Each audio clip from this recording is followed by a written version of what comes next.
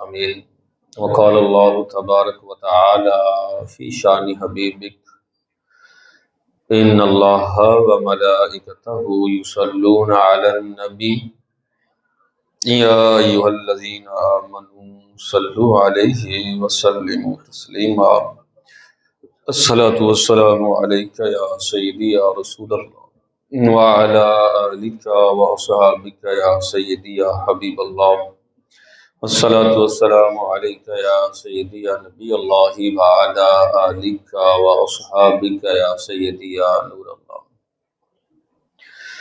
اللہ جل جلالہ واتم برہانہ وعظم شانہ کی حمد و ثنا اور حضور نبی رحمت شفیع امت مالک جنت صلی اللہ تعالی علیہ وآلہ وسلم کی ذات پر درود و سلام پڑھنے کے بے شمار فضائل و برکات ہیں۔ اللہ کے سونے محبوب علیہ السلام نے ارشاد فرمایا، جس نے مجھ پر 1000 مرتبہ درود پاک پڑھا اور پھر اسے اپنی زندگی کی روٹین میں شامل کر لیا، فرمایا میرا رب اس سے اس قدر راضی ہوتا ہے کہ مرنے سے پہلے اسے جنت میں اس کا مقام دکھاتا ہے۔ اللہ رب العزت ہم سب کو کثرت کے ساتھ اور محبت اور عقیدت کے ساتھ درود و سلام پڑھنے کی توفیق عطا فرمائے۔ مایوسی ایک ایسی بیماری ہے کہ جس کے اندر یہ ہوتی ہے، عموماً وہ انسان کوئی بڑا کام نہیں کر پاتا۔ اس کے برعکس دیکھا جائے تو جو مسلسل محنت کرتا ہے، تگ و دو کرتا ہے، دھوپ چھاؤں کی پرواہ کیے بغیر اپنی زندگی کی روٹین کو پورا کر رہا ہوتا ہے، تو ایک نہ ایک دن اللہ تعالیٰ اسے کامیابی ضرور عطا فرماتا ہے، اسے منزل مقصود مل ہی جاتی ہے۔ تو اللہ تعالیٰ نے ہم پر اس قدر خاص کرم فرمایا کہ ہمیں اپنا رحمت والا محبوب عطا فرمایا، جس کے متعلق خود اللہ تعالیٰ نے ارشاد فرمایا، انا ارسلناک شاہدا ومبشرا ونذیرا، کہ محبوب ہم نے آپ کو شاہد یعنی گواہ بنا کر، مبشر کہتے ہیں خوشخبریاں دینے والا، نذیر کہتے ہیں ڈر سنانے والا، یعنی محبوب ایسے ہیں جو خوشخبری بھی عطا فرماتے ہیں اور ڈر بھی سناتے ہیں۔ جو نیک اعمال کرنے والے تھے ان کو جو ہے آقا کریم علیہ السلام نے خوشخبریاں عطا فرمائی، اور جو کفر پر قائم یا گناہوں پر مصر ہو گئے، ڈٹ گئے، تو سرکار نے ان کو جو ہے ڈر سنایا۔ یہ دونوں چیزیں ہونا ضروری ہیں، خوف بھی ہونا چاہیے اور امید بھی ہونی چاہیے۔ ایمان کی جو تعریف علماء نے کی ہے وہ یہی کی ہے کہ الایمان بین الخوف والرجاء، ایمان جو ہے وہ خوف اور امید کی درمیانی کیفیت جو ہے نا، اس کا نام ایمان ہے۔ صرف امید ہو جائے تو انسان بے باک ہو جاتا ہے، اور صرف خوف ہی خوف ہو جائے، ڈر ہی ڈر ہے، انسان سانپوں کی بجائے رسیوں سے بھی ڈرنے لگ جائے، تو یہ بھی مقصود نہیں ہے یار۔ دونوں چیزیں ہونی چاہیے، امید بھی ہو خوف بھی ہو۔ اس کی بڑی پیاری وضاحت کی ہے مسلمانوں کے دوسرے خلیفہ حضرت سیدنا عمر نے۔ آپ فرماتے ہیں لوگوں صحابہ کے مجمع میں بیٹھے ہیں اور کیسا پیارا انداز ہے، فرمانے لگے میرے نبی کے صحابہ کل قیامت کا دن ہو اور کہا جائے کہ ایک بندے سے حساب کتاب لینا ہے تو مجھے خوف ہے کہ وہ مجھ سے لیا جائے گا، اور اگر اعلان ہو کہ ایک بندے نے بغیر حساب کتاب کے جنت میں جانا ہے تو مجھے اپنے رب کی رحمت سے امید اتنی ہے کہ میں سمجھوں گا کہ وہ عمر ہی ہوگا۔ کیا پیارا انداز ہے، دونوں چیزیں ساتھ، امید بھی ہے اور خوف بھی ہے۔ ایک کی زیادتی یہ مقصود نہیں ہے جو ہمارا دین ہے نا، دین اسلام، یہ دین متوسط ہے، درمیانہ دین ہے۔ اس کے اندر امید بھی ہونی چاہیے، خوف بھی ہونا چاہیے۔ بس اوقات ہمارے معاشرے کے اندر امید کا پہلو غالب آ جاتا ہے، اور اللہ خیر کرے ہمارا تعلق نعت خانوں سے ہو یا واعظ سے ہو کی، تو وہ کہتا کوئی گل نہیں، تسی محفل کرا لی، تسی جنتی ہو۔ بس ہمارے لیے مطلب اس نے جنت اتنی آسان کر دی۔ اور کئی لوگ کہہ رہے ہوتے ہیں یار میری نسبت بڑی ہے۔ بھائی اتنی لمبی لمبی باتیں کرنے کی کیا ضرورت ہے؟ سیدھی بات کرو کہ اللہ کی رحمت سے امید ہے۔ اور مجھے یہ بتائیں، جس کو اللہ کی رحمت سے امید ہو وہ بے عمل نہیں پھر ہو سکتا۔ جیسے نا آپ اپنے باپ سے ہی کہیں ابو جی منو ٹاڈے نال بڑی محبت ہے، اگر آپ محبت کے بعد یہ کہیں کہ لیکن میں نے آپ کی ماننی کوئی نہیں، بات نہیں میں نے آپ کی ماننی، تو باپ کہے گا تیری کوئی مجھ سے محبت نہیں ہے۔ محبت اس بات کا تقاضا کرتی ہے کہ تو میری بات مانے۔ جب اللہ کی رحمت سے امید ہے، اللہ سے محبت ہے، تو یہ بات اس بات کا تقاضا کرتی ہے کہ میرے عمل کے اندر زیادتی ہونی چاہیے۔ یہ تو احمقانہ، سرکار نے نا ویسے یہ لفظ بڑا کم استعمال کیا، بے وقوف احمق۔ سرکار کی زندگی میں یہ لفظ نہیں تھے، لیکن سرکار نے فرمایا بڑا ہی احمق اور بے وقوف وہ شخص ہے جو عمل کرتا نہیں اور جنت کی امید رکھتا ہے۔ بھائی عمل کرنا ضروری ہے، بلکہ صوفیہ فرماتے ہیں جتنی زیادہ اللہ سے محبت بڑھتی ہے عمل اتنا ہی زیادہ بڑھتا جاتا ہے۔ یہ محبت کے تقاضے ہیں نا یار۔ اس کے ساتھ ہی چونکہ اللہ تعالیٰ نے اپنے محبوب کو یہ یاد رکھیں، میں عرض کر رہا تھا کہ شاہد بنایا ہے، مبشر بنایا ہے، نذیر بنایا ہے، یعنی خوشخبری بھی اور ڈر سنانے والا۔ جو ڈر ہے نا، اس کو ہمارے معاشرے کے اندر مایوسی سے تعبیر کیا جا رہا ہے۔ میرے معاشرے میں مایوسی بڑی عام ہوتی جا رہی ہے، بڑی عام۔ میں نے جیسے عرض کیا کہ مایوسی ایک ایسا مرض ہے کہ انسان عموماً کوئی بڑا کام نہیں کر سکتا مایوسی کی وجہ سے۔ اور امید، حوصلہ افزائی، یہ ایک ایسا کام ہے کہ جو انسان کو بڑے بڑے کام کروا سکتا ہے۔ دیکھیں کیسے ہمارے معاشرے کے اندر جو ہے وہ مایوسی ہو رہی ہے کہ ہر بندہ یہ سمجھ رہا ہے یار میں نا صحیح کام نہیں کر رہا، میرا کام صحیح نہیں چلتا، وہ فلاں بندہ جو ہے نا اس کا کاروبار بڑا سیٹ ہے، وہ بڑا خوشحال ہے،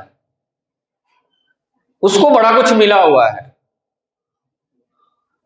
وہ اپنا سکون تباہ و برباد کر رہا ہے اور خود کو مایوسی میں لے کر جا رہا ہے۔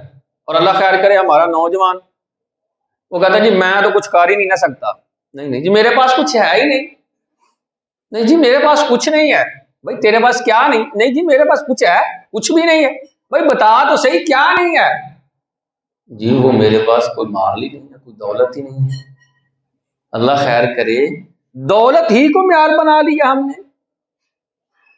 سیدنا بلال حبشی رضی اللہ تعالی عنہ کتنے امیر تھے، آپ غلام تھے، سیدنا صدیق اکبر نے خرید کر سرکار کی خدمت کے لیے وقف کر دیا، ایسی بہترین زندگی گزاری ہے کہ آج ان کا نام آتا ہے تو ہماری زبانوں پر رضی اللہ تعالی عنہ کے الفاظ آ جاتے ہیں۔ دولت کو معیار نہ ٹھہرائیں، دولت کو معیار ٹھہرائیں گے تو ڈپریشن میں چلے جائیں گے۔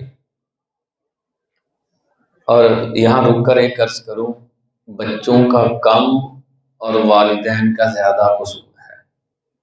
آپ کہیں گے وہ کیسے؟ اس لیے کہ بچے نے آنکھ کھولی، ہوش سنبھالی تو ہم نے ذہن میں یہی ڈالا پیسہ، معیار پیسہ بنا دیا۔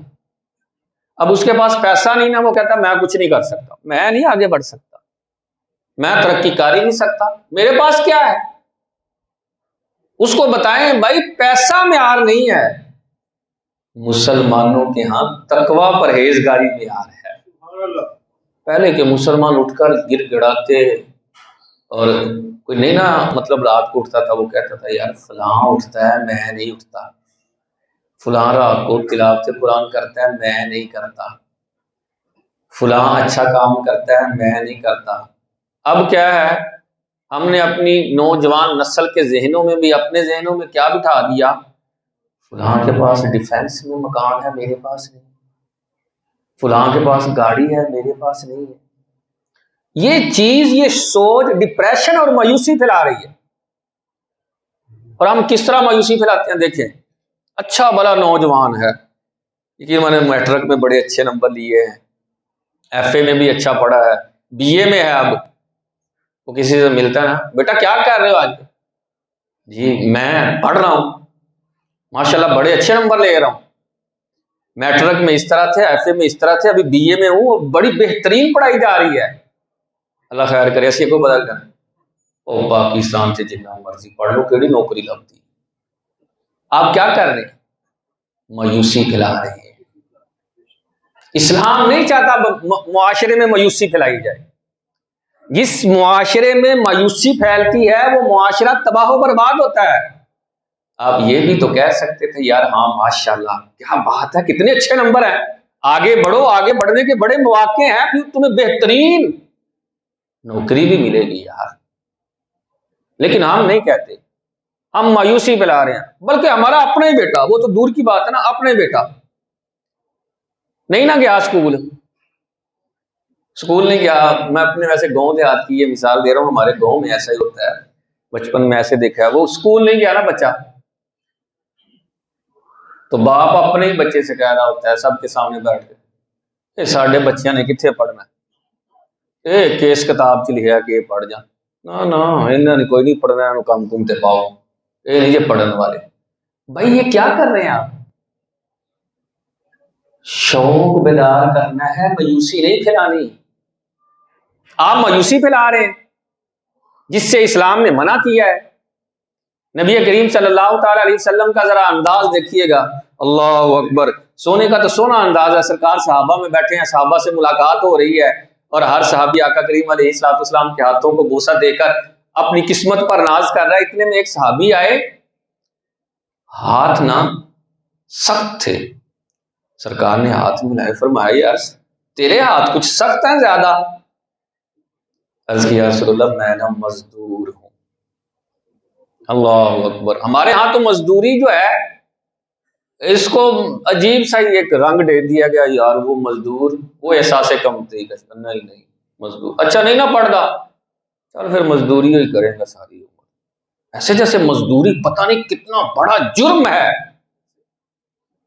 پھر مزدوری کرے گا تینوں پتہ لگے گا۔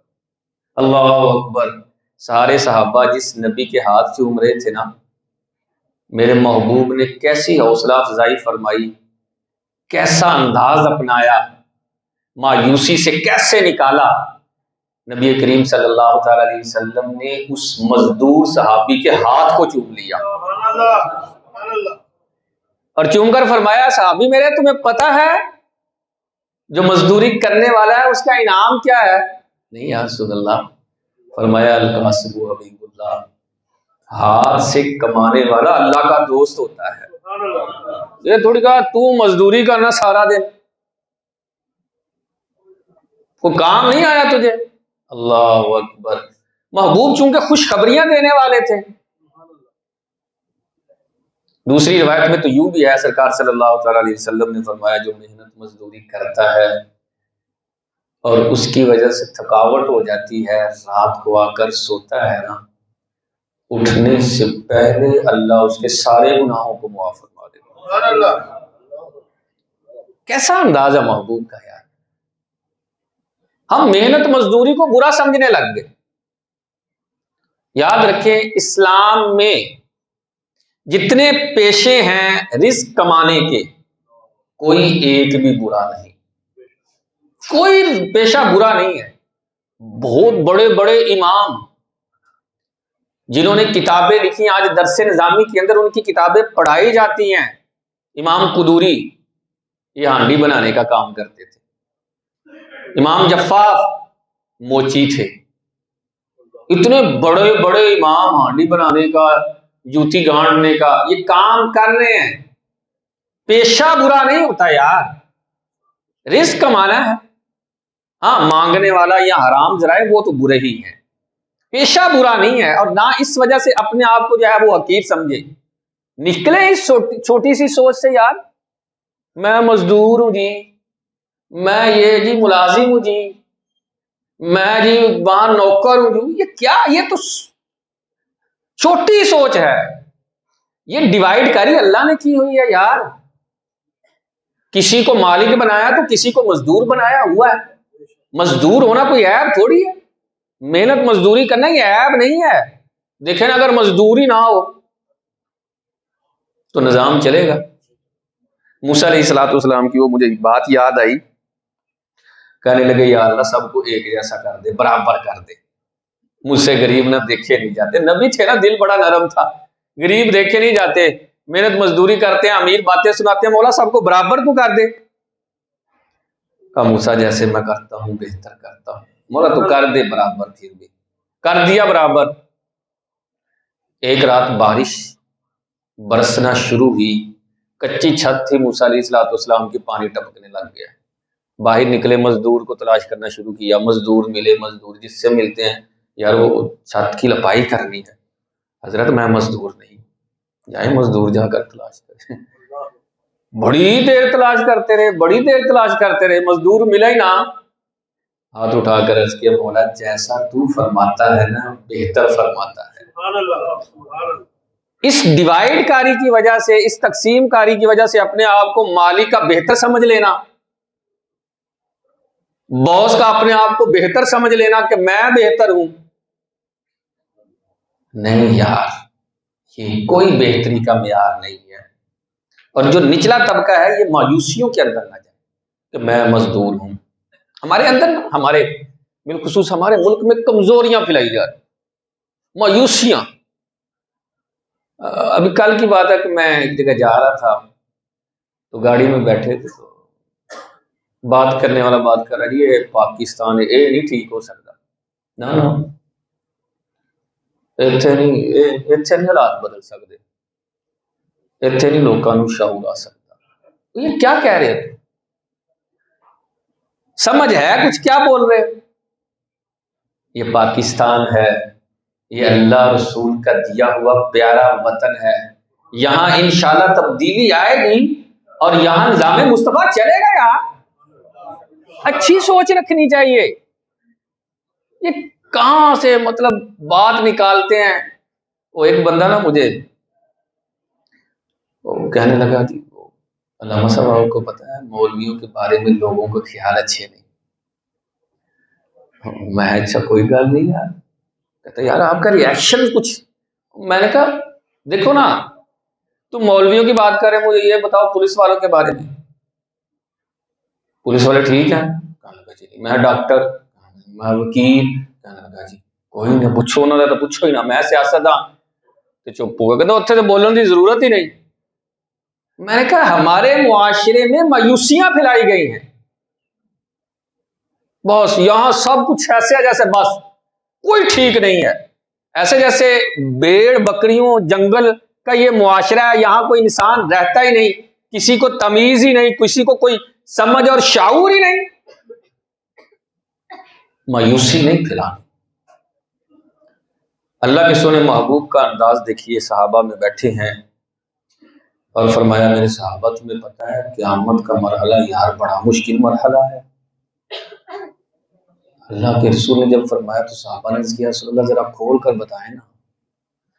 فرمایا کل قیامت کا دن ہوگا، اللہ باب آدم سے فرمائے گا کہ اپنی اولاد میں سے جنتیوں کو اور جہنمیوں کو الگ الگ کر دو. پھر حضرت آدم علیہ السلام عرض کریں گے مولا کتنوں میں سے کتنے، یعنی جنتی کتنے ہیں اور جہنمی کتنے ہیں. تو اللہ رب العزت ارشاد فرمائے گا آدم تیری اولاد میں سے 999 جہنمی ہیں اور 1 جنتی ہے. جب یہ لفظ کہے نا تو سرکار سمجھ گئے کہ صحابہ پریشان ہو گئے، ہوش اڑ گئے ہیں. سرکار سمجھ گئے کہ کہیں ایسا نہ ہو کہ یہ عمل کی دنیا سے ہی بے پرواہ ہو جائیں، عمل کرنے کی ضرورت ضرورت ہی نہیں یار، 999 تو جہنم میں جانے ہیں، ایک جنت میں جانا ہے، پتہ نہیں کس نے جانا ہے، میں ہو بھی سکتا ہوں نہیں بھی ہو سکتا۔ نہیں، سرکار امید کی طرف لے کر آئے، مایوسی کی طرف نہیں۔ فرمایا میرے صحابہ تمہیں پتہ ہے 999 کون ہوں گے؟ یا رسول اللہ کون ہوں گے؟ فرمایا یاجوج ماجوج یہ بھی اولاد آدم میں سے ایک قبیلہ ہے، اور ان میں سے ہر فرد کے 1,000 بچے ہیں، ان کی تعداد بہت زیادہ ہے۔ قیامت کے دن جب حکم ہوگا 999 وہ ہوں گے اور ایک تم جنتی ہوں گے۔ کیا سرکار نے کیا دیا؟ آقا کریم علیہ السلام نے حوصلہ افزائی، امید، محبت، خوشخبری، مایوسی نہیں لی ہے۔ نبی کریم صلی اللہ تعالی علیہ وسلم کی روایت ہے، فرمایا بہترین مسلمان وہ ہے جس کی ہمتیں بلند ہوں اور لوگوں کو مایوسیوں سے نکالنے والا ہو۔ سبحان اللہ۔ مایوسی کا شکار نہ بنائیں۔ آپ کا ایک میٹھا بولنا، آپ کا ایک حوصلہ افزائی کا جملہ ہو سکتا ہے کسی کی ترقی کا ذریعہ بن جائے، لیکن ایک مایوسی والا قول ہو سکتا ہے کسی کی ناکامی کا ذریعہ بھی بن جائے۔ آپ کا ورکر ہے، آپ کا ملازم ہے، پر تو کچھ نہیں کر سکتا، جا چلا جا، تینوں کوئی نہیں سمجھ آ سکتی، سمجھا کہ میرے دماغ کی دہی ہو گئی۔ یہ لفظ ایسے لفظ ہیں جو مایوسی کی طرف لے کر جاتے ہیں۔ آپ اچھے لفظ بولیں۔ ابھی کل نگران شورا حاجی عمران اتاری مدنی چینل پر بیان فرما رہے تھے، ارشاد فرمانے لگے یار جب پھل لینے جاتے ہو تو کوشش ہوتی ہے نا کہ میٹھا پھل لیا جائے، کڑوا پھل پسند نہیں آتا، عمومی طور پر کھانے کو جی نہیں چاہتا، کوشش ہوتی ہے کہ میٹھا پھل اگرچہ مہنگے داموں ملے لیکن میٹھا ملے۔ تو فرمایا جب پھل میٹھا لیتے ہو تو کوشش کیا کرو جملہ بھی میٹھا بولو، تمہارے میٹھے بولنے کی وجہ سے اگلے دل کو تسلی ہو، اگلے بندے کو امید ملے، ایسا نہ ہو کہ تمہاری وجہ سے وہ زندگی نا امیدی میں لے جائے۔ اللہ اکبر۔ نبی کریم صلی اللہ تعالی علیہ وسلم کا کیا پیارا اندازہ دیکھیے گا۔ نبی کریم صلی اللہ تعالی علیہ وسلم صحابہ میں اتنا زیادہ شوق پیدا فرما دیتے تھے، اتنی زیادہ امید۔ بھائی جینا تو ایک الگ بات ہے نا، صحابہ شوق سے مرتے بھی تھے، شوق میں سر کٹاتے تھے، اس قدر زیادہ شوق پیدا کیا۔ جس طرح خندق کا موقع تھا تو ایک صحابی نا کھجور کھا رہے تھے، ابھی آدھی کھجور کھائی آدھی ہاتھ میں تھی، عرض کرنے لگے یا رسول اللہ اگر ابھی شہید ہو جاؤں تو کیا ملے گا؟ سرکار نے فرمایا اللہ اپنی رحمت کے ساتھ تجھے جنت عطا فرمائے گا۔ اچھا یا رسول اللہ میرے لیے جنت؟ فرمایا ہاں نا۔ آدھی کھجور نا وہ 7 صحابی نیچے بیٹھے ہوئے تھے، ان کو پکڑاتے ہوئے کہا یار تو پکڑ لے۔ اچھا، کہا کیوں یار مجھے کیوں پکڑا رہے ہو؟ کہا نہیں مجھے لگتا ہے اب جنت میں اللہ نے میرا رزق مقرر کر دیا ہے۔ اسی وقت تلوار نکالی، دشمنوں کی صف میں گھس گئے، لڑائی کرتے کرتے جام شہادت نوش کیا۔ سرکار نے کیا دلائی؟ امید دلائی ہے۔ ہم تو زندہ بندے کو بھی مردہ کی طرف لے کر جا رہے ہوتے ہیں، اس کی امیدوں کو ختم کر رہے ہوتے ہیں۔ ایسا نہیں، نبی کریم صلی اللہ تعالی علیہ وسلم کی بارگاہ میں جب بھی آیا نا سرکار نے خوشخبری دی ہے، امید دلائی ہے، مایوسی نہیں۔ حضرت وحشی آپ نے نام سنا ہوگا، حالت کفر میں انہوں نے سید الشہداء سیدنا امیر حمزہ رضی اللہ تعالی عنہ کو شہید کیا، اور حالت اسلام میں مسائلمہ کذاب کو بھی انہوں نے مارا۔ خود کہا کرتے تھے کفر میں میں نے بہترین شخص کو اور اسلام میں میں نے بدترین شخص کو جو ہے وہ قتل کیا ہے، خود کہا کرتے تھے۔ سرکار کی بارگاہ میں حاضر ہو کر کہنے لگے یا رسول اللہ اگر میں توبہ کروں تو کیا اللہ میری توبہ کو قبول کر لے گا؟ کیونکہ سرکار کا دل بڑا رنجیدہ ہوا تھا نا، سید الشہداء سے سرکار بہت زیادہ محبت فرماتے تھے۔ کیونکہ سرکار کے ویسے یہ رضائی بھائی بھی تھی حضرت امیر حمزہ، بڑی محبت بھی تھی، لگاؤ بھی بڑا تھا، اور پھر آپ کو پتہ وہ شہادت ہوئی کیسے، تو بڑے سرکار رنجیدہ ہوئے۔ تو سرکار نے یہ نہیں کہا جا جا چلا جا، تیری توبہ نہیں قبول ہو سکتی، یہ ہے وہ ہے، ایسا نہیں۔ نبی کریم صلی اللہ تعالی علیہ وسلم کے کیا میٹھے جملے ہیں، کیا امید والے جملے ہیں، کیا شوق والے جملے ہیں۔ فرمایا وحشی آ جا توبہ کر لے، میرا رب تیری بھی توبہ کو قبول فرما لے گا، توبہ کو قبول فرمائے گا۔ نا امیدی کی طرف نہیں لے کر گئے، نہیں چلا جائے تو تیرا کچھ نہیں ہو سکتا، تو ایسے ہے تو ایسے نہیں۔ غیبت آپ کو پتہ ہے حرام ہے، اس کی ایک وجہ یہ ہے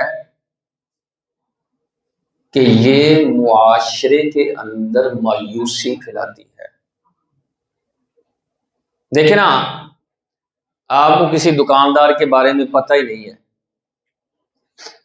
اور میں اس دکاندار کے بارے میں کہوں وہ چنگا کوئی نہیں ہے، وہی چھری بڑی تیز ہے۔ آپ نے سودا لینا ہے یا نہیں لینا، اس کی دکان کے سامنے سے گزریں گے نا تو جو ساتھ ہوگا نا، آپ یہ کہ یار یہ دکاندار چنگا نہیں۔ یہ لفظ ایسے ہیں جو مایوسی، مطلب معاشرے میں بے سکونی، اور آپ نے سامان لینا ہو یا نہ لینا ہو، میں کسی دکاندار کا نام لے کر کہوں یار وہ بڑے اچھے آدمی ہیں، ان کا ریٹ مناسب ہوتا ہے، تو آپ وہاں سے گزریں گے نا ان کی طرف دیکھ کر کہ ہاں یار دکاندار چنگا آدمی۔ اسلام نے غیبت اسی وجہ سے حرام کی کہ یہ مایوسی پھیلا دیتی ہے معاشرے کے اندر۔ اسلام چاہتا ہے کہ یہ معاشرہ امن کا گہوارہ ہو، محبتوں کے یہاں پھول کھلے، نفرتوں کے جو بیج بوئے جا رہے ہیں نا ان بیجوں کو ختم کیا جائے، مایوسی نہیں۔ امام شافعی علیہ رحمہ یہ بڑے کمال کے عالم دین ہیں، ائمہ اربع میں سے ایک امام ہے، 4 امام ہیں فقہ کے اندر، امام اعظم، امام شافعی، امام مالک اور امام احمد بن حنبل۔ امام شافعی ان میں سے ایک ہے، بڑے کمال کے عالم دین۔ اب فرماتے ہیں میری ماں عموماً میرے لیے بڑی دعا کیا کرتی اور کہا کرتی بیٹا عالم بننا، عالم کی بڑی فضیلت ہوتی ہے۔ بار بار علم کی شوق کی فضیلت میرے سامنے بیان کرتی، میرے دل میں نا شوق علم بیدار ہوا۔ ہمارے ہاں تو یہ ہوتا ہے نا، اللہ خیر کرے، جو بچہ مدرسے جا رہا ہے یا درس نظامی کر رہا ہے، ہم نے کہا یہ بڑا ہو کے کرے گا کی۔ کتنے سارے بچے یقین مانے وہ پوچھتے ہیں استاد صاحب درس نظامی کر کے حافظ بن کے کرنا کیا ہے؟ یہ وہ نہیں پوچھ رہا ہوتا، یہ پیچھے جو اس سے سوالات ہو رہے ہوتے ہیں جو میں اور آپ کہہ رہے ہوتے ہیں وہ مولوی بن کے بنے گا کرے گا کی۔ یہ لفظ ایسے ہیں جو مایوسی پھیلاتے ہیں، یار وہ مولوی بن کر اللہ رسول کے دین کی خدمت کرے گا اور کیا کرنا ہے، اس سے بڑھ کر بھی کوئی سعادت مندی ہے، اس ممبر سے بڑھ کر بھی کوئی فضیلت ہو سکتی ہے؟ لوگ چھوٹی چھوٹی ممبریوں اور کرسیوں کے لیے آپس میں لڑ رہے ہیں، اور اللہ کے رسول نے فری میں ممبر عطا فرمایا، اس سے بڑھ کر اور کیا فضیلت ہو سکتی ہے یار؟ ہم سمجھتے ہیں یہ کوئی مطلب کام ہی نہیں، مایوسی نہیں۔ تو آپ فرماتے ہیں میری ماں کا وہ انداز دیکھ کر میرے دل میں شوق پیدا ہو گیا، یار واقعی علم بڑی کمال کی چیز ہے۔ کہتے ہیں دعا مانگا کرتی یا اللہ میرے پتر کو ظاہر کا باطن کا علم عطا فرما دے، اللہ خیر کرے ہم بھی دعا، یا اللہ میرے پتر کو پائلٹ بنا دے، یا اللہ انہوں انجینئر بنا دے، ڈاکٹر۔ یہ منع نہیں، لیکن بات ہے اپنے اپنے شوق کی، اپنے اپنے انداز کی۔ ان کا انداز یہ ہوتا تھا یا اللہ بیٹا میرا ہو لیکن بندہ تیرا ہونا چاہیے۔ کہتا میرے دل میں پھر شوق پیدا ہو گیا ماں کا یہ انداز دیکھ کر کہ یار ہے کوئی کمال والی چیز، ہے یہ بڑی کوئی اچھی چیز۔ کیا پھر علم دین میں نے حاصل، ڈٹ کے کیا، نام کے ڈنکے بجے۔ ہارون الرشید کا دور تھا تو حسبانیہ یہ علاقہ ہے، وہاں کے عیسائی جو ہے نا، وہ روم کا بادشاہ یہ ہر سال خراج دیتا تھا، یعنی رقم دیتا تھا۔ ایک سال نا اس نے رقم نہیں بھیجی، بڑی چال چلی، اور اپنے مذہب کے معتبر اور جید علماء ہارون الرشید کے پاس بھیج دیے اور ان کو ایک خط دیا، کہا ہارون الرشید اگر تمہارے مذہب کے علماء ہمارے مذہب کے علماء سے بحث کریں اور غالب آ جائیں، جیت جائیں، تو پھر میں پیسے دوں گا، وگرنہ میں نے پیسے پوچھے کوئی نہیں دینے، وگرنہ ہمارا مذہب سچا مذہب ہے۔ بات تو بڑی ہو گئی تھی، اب چھوٹی بات تو تھی نہیں۔ ہارون رشید نے دریائے دجلہ کے کنارے جو ہے وہ تخت لگوایا، علماء کو جمع کیا، اور وہ جو عیسائی علماء تھے ان کو بھی بٹھایا، تو بتایا علماء کو ایسا ایسا ہے، تو علماء نے کچھ پریشان ہوئے، یار یہ بات کیا کی ہے کہ جو بحث میں جیتے گا۔ امام شافعی علیہ رحمہ سے رحمت قریب سے گزر رہے تھے، ہارون رشید آپ کا بڑا فین تھا، بڑی محبت کرنے والا، کہا یار اس نوجوان عالم دین کو بلاؤ۔ امام شافعی وہاں گئے، سارا معاملہ بتایا، کہا یہ تو بات ہی کوئی نہیں یار، یہ تو مشکل معاملہ ہے ہی نہیں، کہا کہ کوئی مشکل معاملہ ہے ہی نہیں، کہا ٹھیک ہے کیا کرنا ہے؟ تو آپ رحمت اللہ تعالی علیہ نے فرمایا مجھے مصلی دو۔ مصلی پکڑا اور دجلہ کے پانی کے اوپر مصلی بچھا کر بیٹھ گئے، فرمایا جس نے گفتگو کرنی ہے یہاں آ کر میرے ساتھ بیٹھے، پھر میں گفتگو کروں گا۔ جتنے عیسائی تھے سارے دیکھ کر مسلمان ہو گئے۔ جب بادشاہ کو خبر پہنچی، بادشاہ کہنے لگا شکر ہے وہ عالم دین یہاں نہیں آیا، اگر یہاں آ جاتا تو یہاں بھی سارے عیسائی مسلمان ہو جاتے۔ یہ ماں نے شوق دلایا، مایوسی نہیں دلائی، تو ایک کمال کا عالم دین پیدا ہوا۔ ماں باپ آج مایوسیاں پہ، تو کچھ نہیں کر سکتا، تو نکھٹو، تو نکما، تو تیرے اندر کوئی پڑھنے والے جراثیم ہی نہیں، تو پتہ نہیں کی ہو جائے۔ ایسے نہیں لفظ بولنے، رحمت کی طرف لے کر آنا ہے۔ اللہ رب العزت ہم سب کو جو ہے وہ قرآن سنت کا فہم عطا فرمائے، آمین۔